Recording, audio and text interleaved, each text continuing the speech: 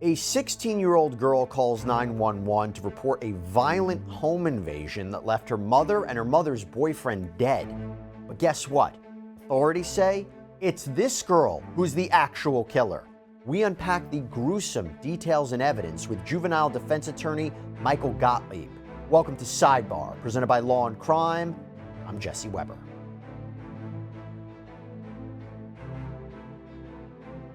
All right, I want to lay out this story for you. So it's July 7th out in Palm Bay, Florida, and police respond to a frantic 911 phone call. 16-year-old Julia Egler places a call to 911 and reports a home invasion. So police, they race over. She apparently meets them outside, where she said that she and her dog had hidden in her room when a burglar broke into their home through the sliding back door. And by the way, just to note, although Egler is a minor, we are going to use her name because of the nature of the crime and the charges that she ultimately faces. But she tells police that when it seemed the burglar was gone, she left her room. And that's when she reportedly claims she found her mother, 38-year-old Kelley McCollom, and her mother's boyfriend, 22-year-old Matthew Szejnrok, dead. But here is the thing. When detectives entered the home to investigate, the evidence didn't match up to this home invasion story. There were bloody footprints from her shoes all over the house, glass from the slider was on top of the bodies, and the home security camera video didn't show anybody breaking in. So investigators, they questioned this 16-year-old, and she eventually allegedly came clean with an absolutely shocking and disturbing confession. She allegedly admitted to killing her mother and her mother's boyfriend and told police exactly how she did it. She apparently said that she broke into her mother's bedroom, stole her .38 caliber revolver while the couple were out. Then she went into the kitchen where she grabbed a chef's knife and waited. When the two came home at around 10:30 p.m., she claimed she greeted them in the kitchen, the gun in her hand, the knife in her pocket, as if this was a horror movie. She said, "Welcome home." And then she claimed she shot her mother multiple times, killing her. Then she allegedly turns the gun on Matthew, and he apparently pleaded for her to stop. He tried to escape into the bathroom, but police say she shot him again and again and again until she ran out of bullets. Then she started stabbing him with that kitchen's knife. She allegedly admitted to police that Matthew, quote, essentially asked her to take him out of his misery. So she returned to her mother's bedroom, loaded one more round into the handgun, and shot him in the head. Really sadistic, disturbing stuff we're talking about right now. And in the hour and a half before Egler called 911, she seemingly tried to stage the scene to look like a break-in, but the cover-up really didn't fool police, as I mentioned. So what could be the motive behind what is truly a brutal, premeditated crime? It's kind of hard to comprehend why a daughter would kill her own mother, but what makes it even more confusing and disturbing is the disconnect between that and all of the Facebook pictures of the two of them seemingly to be best friends who did everything together. So clearly something more was going on here, and Egler told police what it was. She had some apparently long-standing conflicts with her mother. She disapproved of her mom dating a man who was 16 years younger, and there had been apparently disagreements about Egler's decision to change genders. And Egler said things had reached a boiling point. Well, now Julia Egler is charged with 2 counts of first-degree premeditated murder. There is a lot to unravel here. So I want to bring in juvenile defense attorney Michael Gottlieb to help us make sense of this. Michael, thanks so much for coming on. The sheer brutality of this crime is kind of hard to fathom, because not only did this 16-year-old kill her own mom, but then she stabbed her mom's boyfriend almost to death. That's the allegations, and then finished him off with a bullet. Now, clearly, she has some of these issues with her mom, and as has been reported, with this relationship. And there, of course, are a lot of teens who get angry with their parents. But anything like this you've seen before that would push someone to do something like this, it's kind of hard to make sense of. Well, thanks for having me on.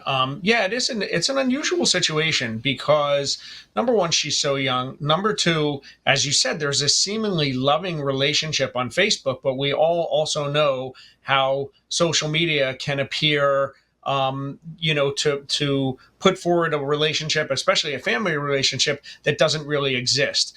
It's a crime where it's kind of shocking. It shocks the conscience that she would lay in wait for her mother, for the mother's boyfriend, armed with both a gun and a knife, stab and shoot them, and then try to cover it up. It's kind of an unusual case. It has a lot of elements to it, and I can see some potential defenses as well.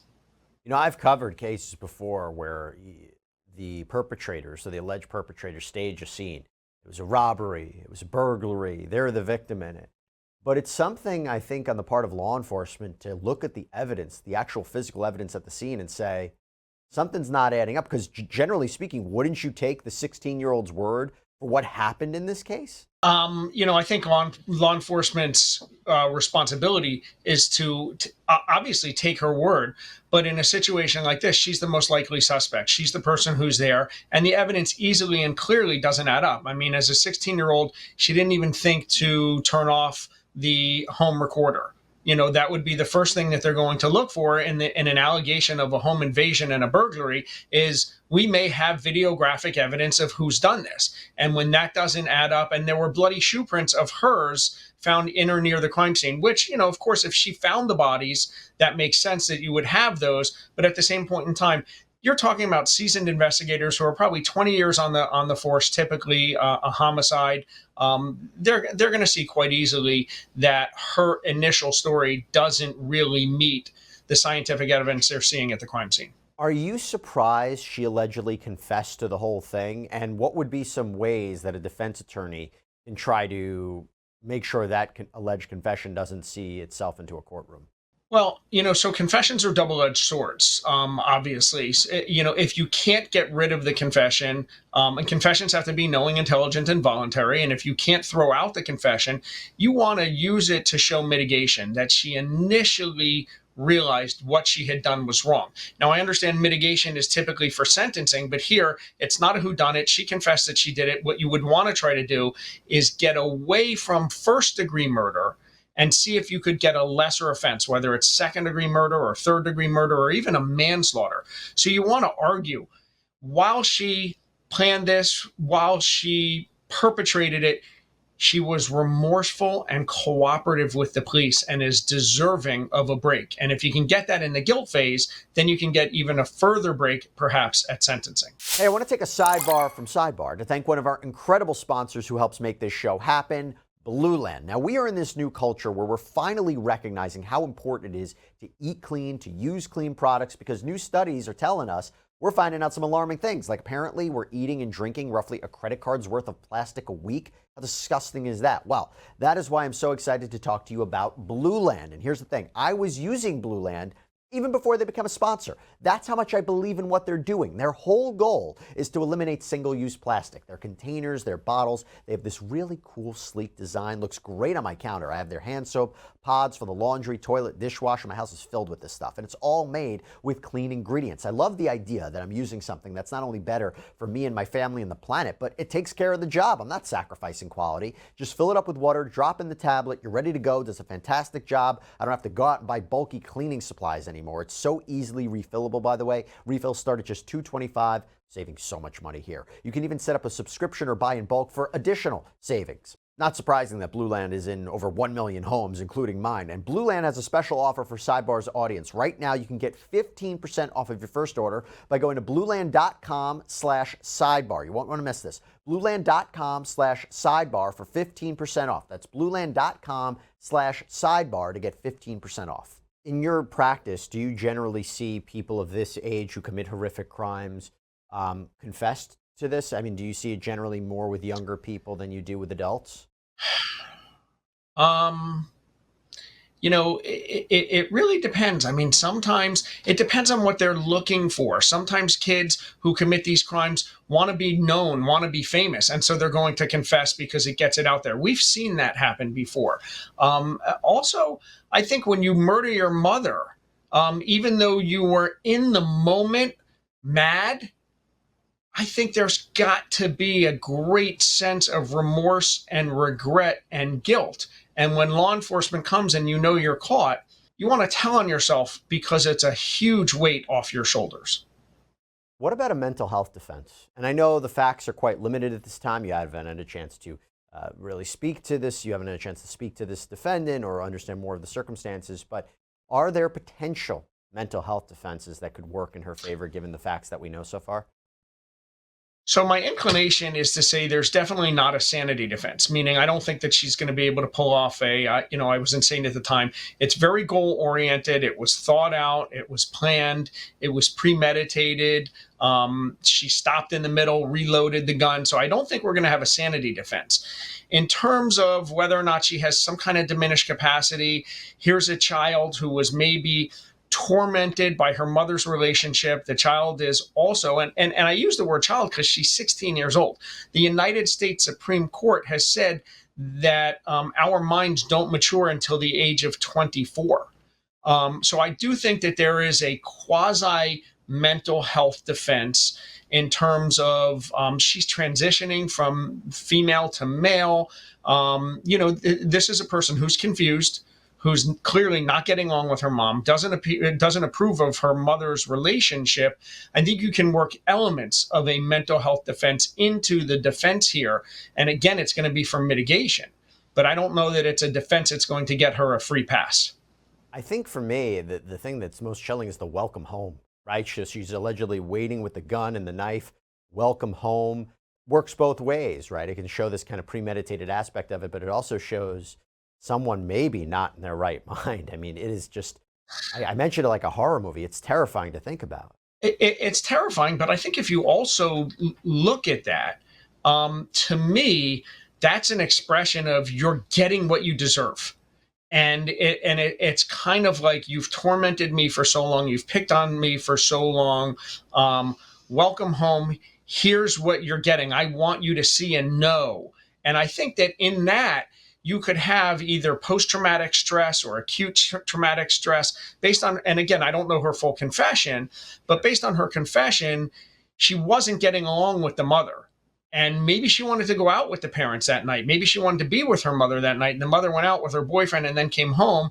It's kind of a welcome home. I see it as severe aggravation in her mind. I don't mean aggravation in the sense of an aggravating factor, but it's severe torment to this poor child.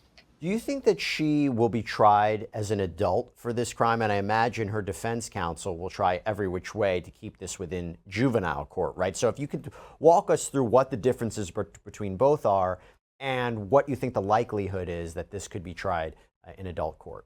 Well, there's criteria in Florida statute for waiving her into the adult system. They have to have a hearing within 7 days. There's due process involved. But I think unquestionably, given the nature of the offense, she's going to be waived into adult court. In adult court, she would most likely be facing murder in the first degree. And thankfully, the United States Supreme Court has said that juveniles in the state of Florida, actually throughout the country, juveniles can no longer face mandatory life sentences. So she'd have an opportunity for a lesser sentence than life. And if it's longer than 25 years, a review at 25 years.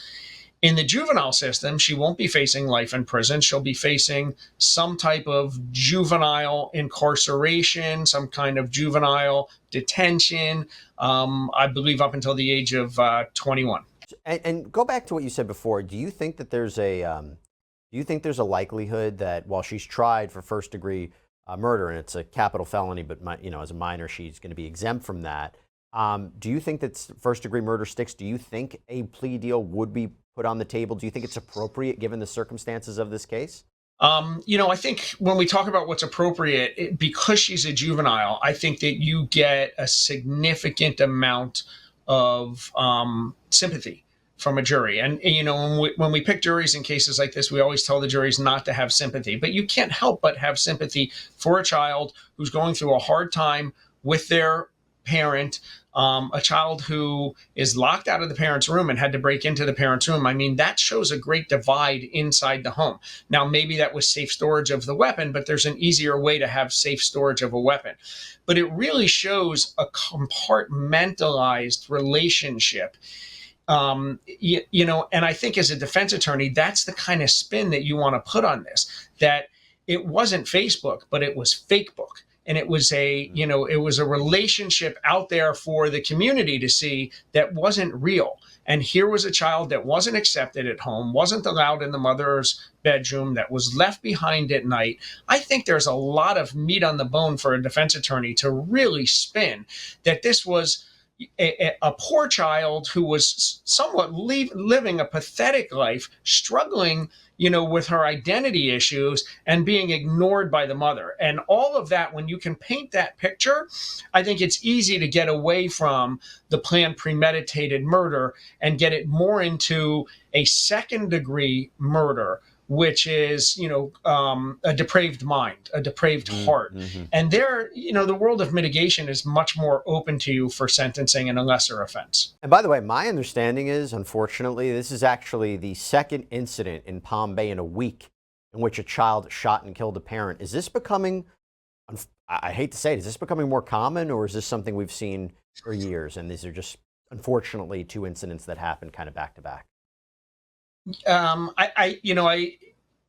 I'd be guessing to say if I knew the real answer, but we all know when we see these things, whether it's in the media or social media, it gives young, impressionable minds an idea. Oh, well, if this person did it, maybe I can do it. Maybe I can get away with it. So it's hard to say yet. Two is not necessarily a trend, but it is troubling. And I think it's something that we need to address in the community with kids today and how they deal with their issues. Well, we know that 16-year-old Julia Egler is currently being held in custody at the Juvenile Detention Center, and there's a delinquency hearing that's scheduled for later this month to decide whether she will be tried as an adult. Michael Gottlieb, thank you so much for coming on, breaking down what is a very, very disturbing case for us. Thanks again for having me on. All right, everybody, that's all we have for you right now here on Sidebar. Thank you so much for joining us. And as always, please subscribe on Apple Podcasts, Spotify, YouTube, wherever you get your podcasts. I'm Jesse Weber. Speak to you next time.